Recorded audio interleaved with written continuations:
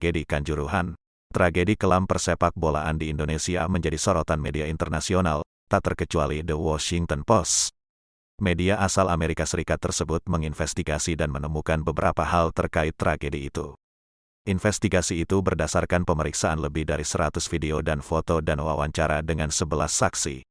Media ini juga mewawancara analis pakar pengendalian massa dan pembela hak sipil menyatakan bagaimana teknis penggunaan gas air mata oleh polisi Indonesia dalam menangani ratusan supporter Arema.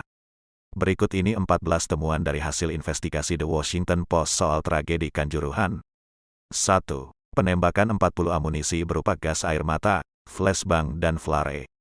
Hasil investigasi The Washington Post soal tragedi Kanjuruhan melihat adanya penembakan sekitar 40 amunisi ke arah kerumunan dalam rentang waktu 10 menit.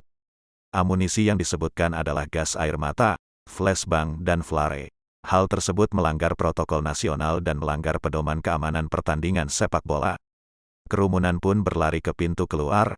2. Beberapa pintu terkunci. Korban yang selamat dan menjadi saksi mata menyatakan beberapa pintu stadion terkunci. Ini memperparah kepanikan. Hal ini juga dikonfirmasi oleh Presiden Joko Widodo saat memerintahkan peninjauan keamanan. 3. Informasi jumlah kematian yang berbeda. Hingga Kamis, tanggal 6 Oktober tahun 2022, beredar kabar 131 orang meninggal termasuk anak-anak. Padahal, kelompok hak asasi manusia termasuk Amnesty International Indonesia mengatakan jumlah korban di Kabupaten Malang mencapai 200 orang. 4. Penggunaan gas air mata karena anarki ditepis ahli pengendalian massa. Pemerintah Indonesia meminta adanya penyelidikan atas kasus tersebut. Pejabat kepolisian di provinsi mengatakan gas air mata dibenarkan karena adanya anarki. Namun bagi ahli pengendalian massa yang meninjau rekonstruksi video tidak setuju dengan pertaan tersebut. 5. 2 aturan FIFA dilanggar. Reaksi polisi tersebut dianggap melanggar protokol PSSI yang menyatakan semua pertandingan harus mematuhi standar keamanan FIFA. Setidaknya ada 2 aturan FIFA yang dilanggar. Pertama, FIFA melarang penggunaan gas air mata di dalam stadion. Kedua, gerbang keluar dan pintu keluar darurat tidak boleh terhalang kapanpun. 6. Gas menyebar ke sejumlah tribun. The Washington Post menyimpulkan dari hasil video yang diselidikinya bahwa tak lama setelah pertandingan berakhir, polisi menembakkan 40 amunisi ke penggemar, baik di lapangan maupun di tribun. Sebagian besar gas melayang menuju tribun 11, 12, dan 13. 7. Polisi di tribun 13 menembak gas air mata ke lapangan dan naik ke tribun. Polisi yang berdiri di depan seksi 13 bahkan menembakkan gas air mata ke lapangan dan naik ke tribun, mendorong ribuan penonton untuk mengungsi dari tempat duduk mereka. Ini berdasarkan video yang beredar. Kemacetan pun terjadi di pintu keluar. Pintu keluar juga sangat sempit, hanya cukup dilewati 1 atau 2 orang sekaligus. 8. Tragedi Kanjuruhan akibat dari tindakan polisi dan manajemen stadion yang buruk. Clifford Stott, seorang profesor dari Universitas Keele Inggris, mempelajari kepolisian yang bertugas menjaga penggemar olahraga. Ia mengatakan tragedi di Kanjuruhan itu akibat dari tindakan polisi serta manajemen stadion yang buruk. Ia dan pakar pengendalian massa serta pembela hak sipil mengatakan penggunaan gas air mata oleh polisi tidak proporsional. Clifford menyatakan menembakkan gas air mata ke tribun saat gerbang terkunci kemungkinan besar akan memakan korban jiwa, dan itulah yang terjadi. 9. Supporter turun mendekati pemain Arema. Pertandingan yang usai pukul 21.39 waktu Indonesia Barat itu dimenangkan oleh Persebaya. Saat pemain Arema mulai pergi dari lapangan, para supporter melompati pembatas untuk mendekati mereka. 10. Pukul 21.45 ratusan penonton di lapangan dipukul mundur aparat. 2 menit setelah pemain keluar lapangan, petugas lapangan mendorong mundur massa yang di lapangan. Mereka membubarkan para penggemar, ketegangan pun dimulai. Petugas mendorong mereka ke tribun 11, 12, dan 13. Mereka juga menendang, memukul dengan tongkat dan perisai. Beberapa penonton terjatuh saat mencoba memanjat agar besi untuk kembali ke tribun. 11. Pukul 21.50 waktu Indonesia Barat polisi lempar gas air mata dan flashbang. Asap yang muncul karena gas air mata dan flashbang itu menuju ke arah bagian tempat duduk selatan. Penonton mulai berkaca-kaca dan batuk. Pada tribun 12 dan 13, hampir semua orang diselimuti bahan kimia. 12. Banyak supporter terinjak dan tertindih. Terlihat kerumunan di balik pintu dan terdapat pengakuan bahwa mereka terus dilempari gas secara brutal. Banyak orang terinjak dan tertindih. 13. Penonton melompat ke lapangan mencari jalan keluar lain. Saat gas mengepul di tribun 12 dan 13, penonton melompat kembali ke lapangan untuk menghindarinya. Mereka mencoba mencari jalan lain untuk keluar. 14. Penembakan tidak jelas dan tidak terkoordinasi. Ranto Sibrani yang merupakan pengacara HAM dari Medan mengatakan pihak berwenang tampaknya menembakkan amunisi tanpa strategi yang jelas. Tidak jelas siapa yang bertanggung jawab, akhirnya penggunaan bahan itu tidak terkoordinasi. 5 fakta baru tragedi Kanjuruhan, 6 tersangka hingga soal gas air mata. Fakta-fakta baru terkait tragedi di Stadion Kanjuruhan, Malang, Jawa Timur, terungkap.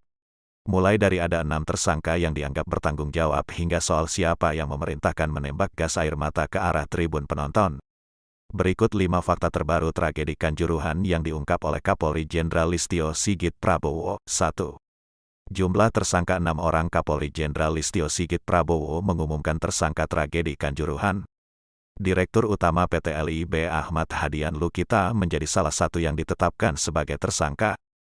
Berdasarkan gelar dan alat bukti permulaan yang cukup, maka ditetapkan saat ini 6 tersangka, kata Kapolri dalam jumpa pers, Kamis, tanggal 6 Oktober tahun 2022. 5 tersangka lainnya ialah Kabak Ops Polres Malang Wahyu SS, Ketua Panitia Pelaksana Pertandingan berinisial A, Security Officer berinisial SS, dan Ki-3 Brimob Polda Jatim berinisial H dan Kasat Samapta Polres Malang berinisial SA.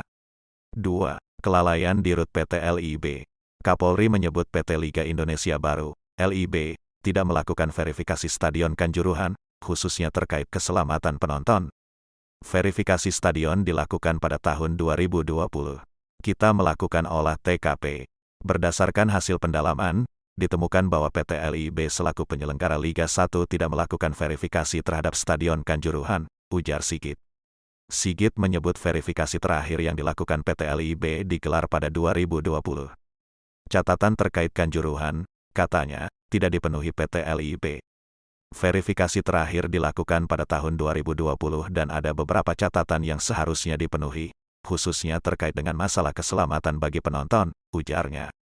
Sigit menyebut verifikasi Kanjuruhan tidak dikeluarkan pada 2022 dan masih merujuk verifikasi 2020. Dia menyatakan tak ada perbaikan atas catatan hasil verifikasi Kanjuruhan. Di tahun 2022 tidak dikeluarkan verifikasi dan menggunakan hasil yang dikeluarkan pada tahun 2020 dan belum ada perbaikan terhadap catatan hasil verifikasi tersebut, katanya. Dia juga menyebut tim menemukan fakta tidak adanya rencana darurat untuk menangani situasi khusus dari laga Arema versus Persebaya. Padahal, kata Sigit, penonton yang datang lebih dari 40.000. Tentunya kelalaian tersebut menimbulkan pertanggungjawaban, ujar Kapolri. 3. Ada 11 tembakan gas air mata. Jenderal Sigit menyebut ada 11 tembakan gas air mata dalam tragedi di Stadion Kanjuruhan, Malang. Sigit menyebut tembakan gas air mata itu dilakukan untuk mencegah penonton saat itu turun ke lapangan. Dengan semakin bertambahnya penonton yang turun ke lapangan, beberapa personel menembakkan gas air mata. Terdapat 11 personel yang tembakan gas air mata, kata Sigit.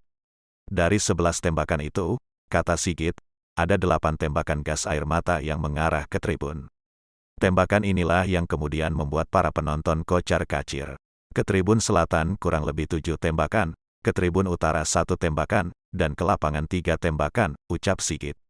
Tentulah ini yang kemudian mengakibatkan para penonton, terutama yang ada di tribun yang ditembakkan tersebut kemudian panik, merasa pedih, dan kemudian berusaha untuk segera meninggalkan arena, imbuhnya. Sigit menyebut alasan personel Polri menembakkan gas air mata. Dia mengatakan keputusan ini dilakukan untuk meredam rencana para penonton turun ke dalam lapangan.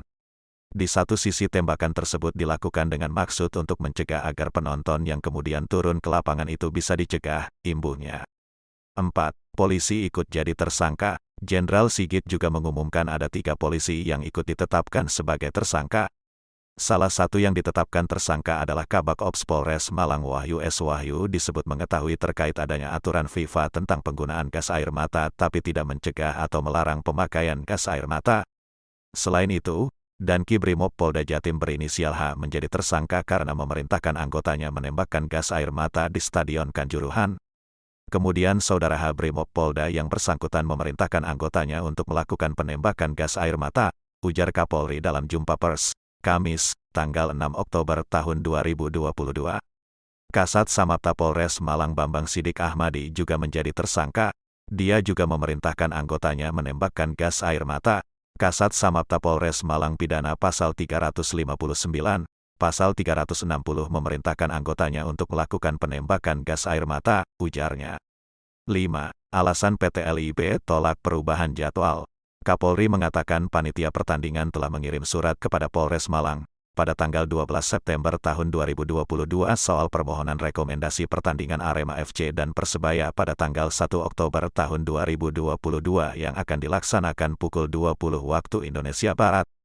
Kemudian Polres menanggapi surat dari Panpel tersebut dan mengirimkan secara resmi untuk mengubah jadwal pelaksanaan menjadi pukul 15.30 waktu Indonesia Barat dengan pertimbangan faktor keamanan. Namun demikian, permintaan tersebut ditolak oleh PT LIB dengan alasan apabila waktunya digeser tentunya ada pertimbangan yang terkait masalah penayangan langsung, ekonomi dan sebagainya, yang mengakibatkan dampak yang bisa memunculkan penalti atau ganti rugi, ucap Sigit. Setelah itu, Polres Malang melakukan persiapan pengamanan pertandingan. Personel pengamanan pun ditambah dan supporter yang diizinkan menonton hanya supporter Arema yaitu Aremania.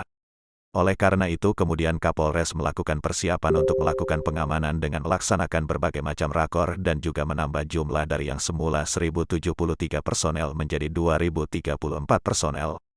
Khusus untuk supporter yang hadir hanya dari supporter Arema, katanya.